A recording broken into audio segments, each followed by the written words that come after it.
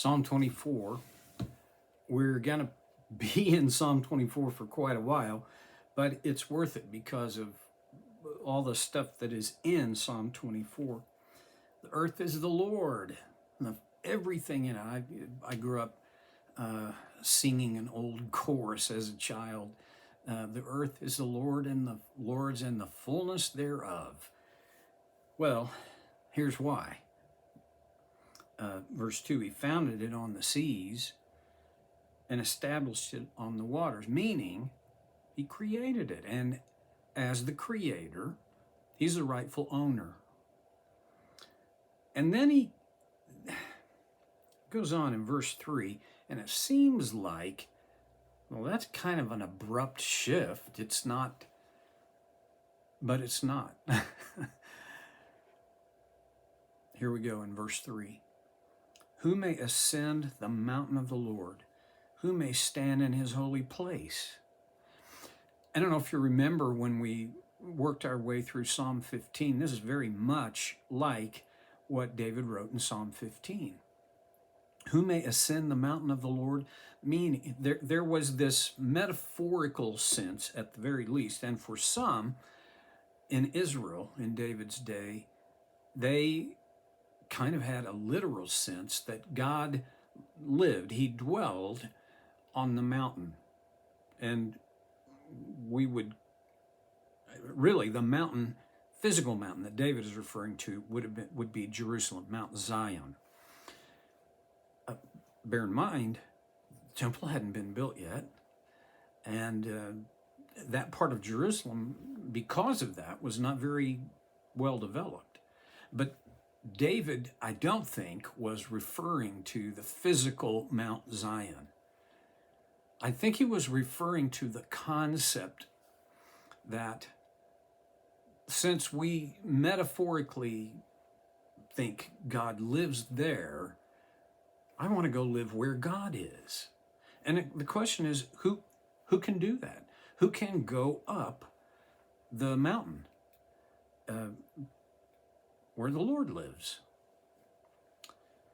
Who may stand in his holy place? In other words, who has I won't call it a right, but in a way it would be, I think, who is qualified to stand in the presence of God? These are both questions that a believing Jew, which was pretty much all of them in David's day. Now, just as there are today Christians who say they believe and don't really live that way, there were certainly Jews that treated God in that similar kind of fashion. But the truth of David's statement is it reflects a desire that a believing Jew would have. He wanted to be in the presence of God. This, to me, is something that our culture, the culture I live in, I can basically go all the places that I go, and this is true in all of those cultures, is we're not very hungry for God's presence. We're more hungry for more of what we want.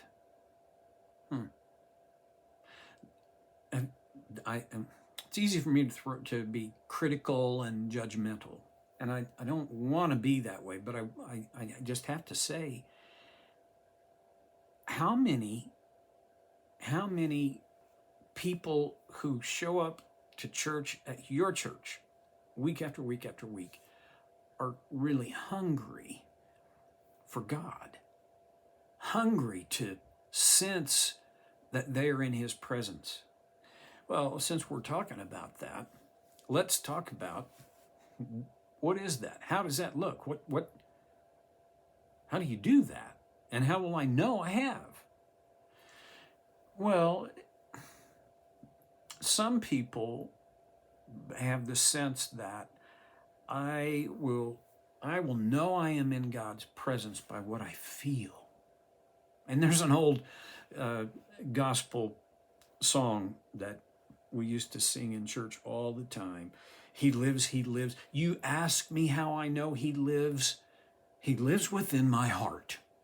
Meaning, I really don't have any substantial logical proof of it, but I, I feel it in my heart. Now, pretty easy for me to say that's not how it works. But I will also have to say, don't assassinate your feelings, because God, he wants to deal with our heart and our mind. Colossians chapter 3 is, I got lots of favorites, but it's favorite for a specific reason, where Paul writes, set your hearts on things above, where Christ is seated.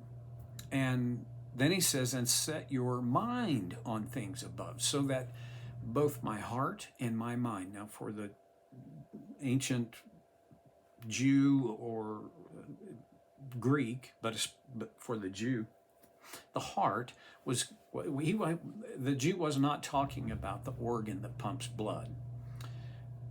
The Jew was talking about the center of our will and our emotions. So God wants to affect our emotions. He wants to interact with us on an emotional level, but not only on an emotional level. He also wants to interact with our mind. So how do I know God is interacting with me? Well, there should be some emotions associated with that. Sometimes I think we get caught in this idea that it's happy, happy, happy. That's always God. No, not always. I think there are times when I feel sad or guilty, or sad because I feel guilty. And that too is from God. Not always, but often. I think this is where I have to acquire a database for what I feel and what God says is his design, and where they connect, which is often, in my experience, within my mind. Where do I get this data? Well, in the Bible.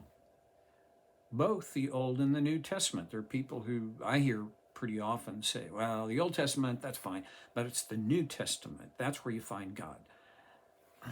You know what? I disagree.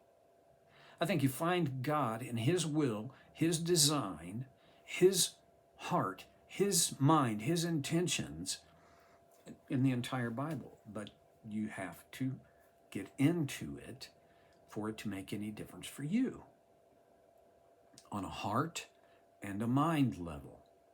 Well, the idea of this longing for, wanting to live on the holy hill, to live, abide in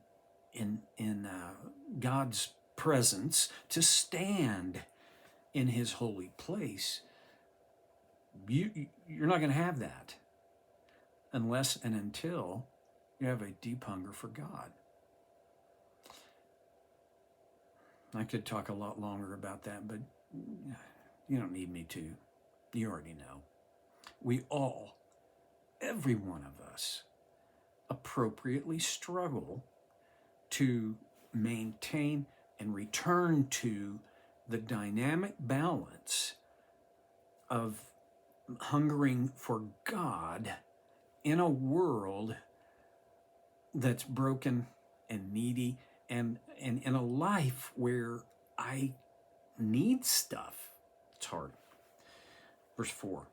He begins with a profile, as he did in Psalm 15, of a person who can ascend the mountain of the Lord, who can stand in his holy place.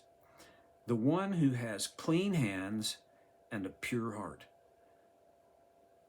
Clean hands, what's that about? Well, that's about what I do.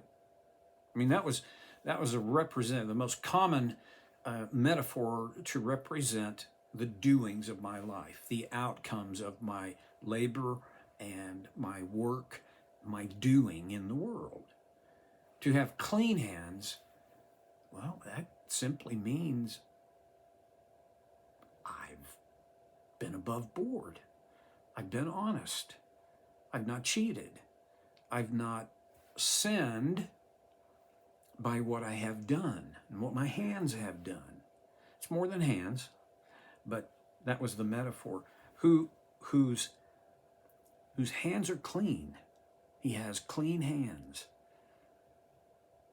As you know, anybody that has never, ever stepped out of God's design and crossed the line where their hands are no longer clean, I don't know anybody. I know of the people I know, we don't want to do, we don't intend, we want to have clean hands before God. That has to do with the result of choosing right behaviors. And then a pure heart. So it's hands and heart, not one or the other, but both. What I do, but see, what I do, in my experience, comes from what's in my heart. And Jesus talked about that with words. He says, whatever comes out of our mouth, it's because of what's in our heart. Again, remember, the heart for the Jew is the seat of your volition. It's where that's your affections, your justification for what you do, your motivation comes from your heart. To have clean hands and a pure heart, well, that would make sense. They go together, part and parcel. When my heart is pure, my hands are going to be clean. How do you get a pure heart? I believe it happens for us as a result of God's grace at work in us. And for that to happen, God doesn't need to pour out any more grace than he already has and already is. I just have to be willing in humility to receive his grace, which means for me to receive his grace, it's not the same thing as me just saying, oh, that feels so good, thank you. No. His grace makes it possible for me to act and think clean and pure. Seeking his grace is easy. You don't have to earn it. You don't have to perform in order to get it. Because you are, it is available. It's only a humble heart. James said it this way: God gives grace to the humble, but he resists the proud. So today, none of us have our hands as clean as we want them to be, or our heart as pure as we want it to be. And God says, I know. Drink deeply of his grace. Thank him for it. And then through the power of his grace, do and think clean and pure things. Well, that's a lot. But I'm going to close. And I'll see you next time on So Care with Stevie Boy.